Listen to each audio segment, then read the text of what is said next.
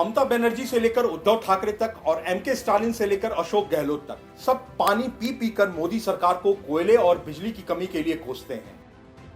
लेकिन अब यह सियासत उनको महंगा पड़ने जा रहा है। वजह यह है कि कोयला लेते हैं, बिजली लेते हैं, लेकिन बिजली और कोयला कंपनियों को पेमेंट नहीं करना चाहते। यही वजह है कि केंद्र सरकार ने उन राज्यों को चेताया है जिन पर बिजली उत्पादन कंपनियों और कोयला कंपनियों का पैसा बकाया है। केंद्रीय ऊर्जा सचिव ने उन 6 राज्यों के मुख्य सचिवों को एक पत्र लिखा है जिन पर बिजली कंपनियों का सबसे ज्यादा बकाया है। ऊर्जा सचिव ने पत्र में इन राज्यों से कहा है कि वो बिजली उत्पादन कंपनियों का बकाया जल्द से जल्द चुकता करें। ऊर्जा सचिव ने कहा कि अगर ऐसा नहीं होता है तो इन राज्यों को हो रही बिजली आपूर्ति में गंभीर बाधा उत्पन्न हो सकती है। ऊर्जा सचिव के मुताबिक बिजली कंपनियों और कोयला कंपनियों का बकाया चुकाना राज्य सरकारों की जिम्मेदारी है।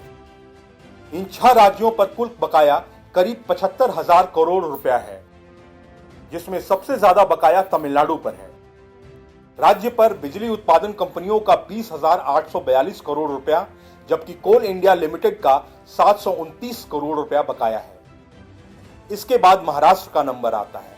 महाराष्ट्र पर बिजली उत्पादन कंपनियों का 18,014 करोड़ रुपए और कोल इंडिया लिमिटेड का 2,573 करोड़ रुपए बकाया है।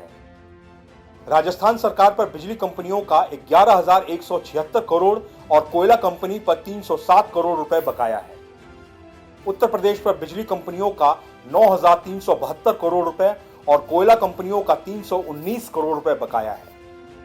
इसी तरह जम्मू कश्मीर पर 7,275 करोड़ रुपया और मध्य प्रदेश पर 5,030 करोड़ रुपया बकाया है।